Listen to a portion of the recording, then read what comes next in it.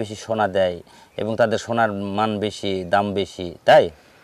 আহ, সোনা দেয় কিনা আমি তো বিয়ে বসি নাই, আমি জানি না। তো তো হচ্ছে আপনার সোনা দানা এগুলো না, যদি কেউ ভালোবেসে দেয় সেটার হিসাব আলাদা। তো আমার সোনা দানা না, আমার এমন মানুষ চাই যাতে আমাকে শোনাচ্ছে ভালো মতো রাখতে পারবে। টাকা পয়সা মানুষের জীবনে থাকে থাকে না, কিন্তু ভালোবাসাটা অনেক দিন থাকে।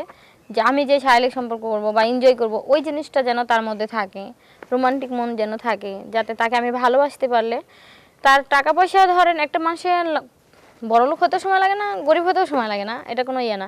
কিন্তু ভালোবাসা, মন, এনজয়, সময় কাটানো, এগুলো কিন্তু অনেক কিছু। তো এরকম আমার মানুষের দরকার। আচ্ছা, তো এখন আপনার ফ্যামিলিতে বর্তমান আছে কে কে? ফ্যামিলিতে আমার বাবা মা সবাই আছে, কিন্তু আসলে আমার বাবা অসুস্থ, এই জন্য ফ্যামিলিতে আমার সমস্যা, যার জন্য আমি পড়াশোনা বাদ দিয়ে দিয়েছি। যা পড়াশোনা বাদ দিয়েছি এই কারণে, যাতে আমি চাচ্ছি একটা ভালো ছেলে দেখে বিয়ে বসার জন্য।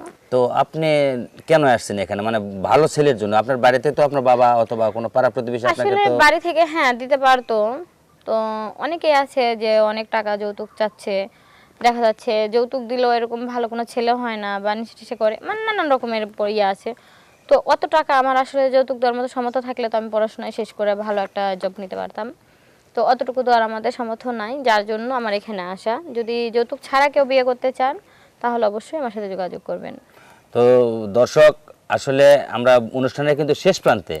তো এখন তারপরও আরও একটা কথা, সেটা হলো যে আপু, মানে আপনার ফ্যামিলিতে শুধু বাবা মা আছে, আর কেউ কোনো সদস্য হ্যাঁ, আছে কি আমার এরকম? বোন আছে, আমার ভাইয়া নাই, আমার বোন আছে।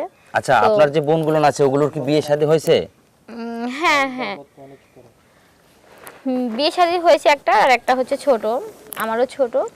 আর এখন আমি বর্তমানে টিউশনি করাইতেছি, টিউশনি দিয়ে যা হচ্ছে এটা দিয়ে আমাদের সংসার চলে যাচ্ছে। তো এই যে আপনি একটা কথা বললেন যে আপনার টিউশনি করে আপনার সংসার আপনি চালাচ্ছেন, তো আপনি যদি বিয়ে হয়ে পরের ঘরে চলে যান তাহলে আপনার ওই সংসারের দায়িত্বটা নেবে কে? এইরকম একটা কিছু বললে আসলে এরকম বললে কি, যারা বিদেশে থাকে তাদের কিন্তু অনেক রকমের, বিদেশ বা দেশের না, তাদের অনেকের আছে মন মানসিকতা অন্যরকম, যারা বাবা মা নেই, তার ওয়াইফের জন্য তার ফ্যামিলিও মানে কেয়ার করে।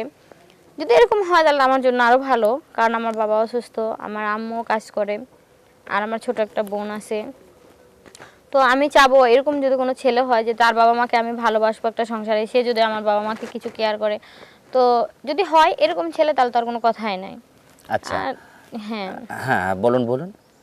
যদি আমার সাথে কেউ যোগাযোগ করার চেষ্টা করে তাহলে শেয়ার অপশনে নাম্বার আছে, হোয়াটসঅ্যাপ নাম্বারে ফোন দিলে আমার সাথে কথা বলতে পারবে। তো দর্শক, এবারে কিন্তু শেষে চলে গেলাম। তো এখন আপনারা আপুর যে ভিডিওটি দেখলেন, অবশ্যই ভিডিওটি শেয়ার করবেন, আরও 10 জনকে দিবেন, কারণ আপুর ভালো মনের মানুষ দরকার।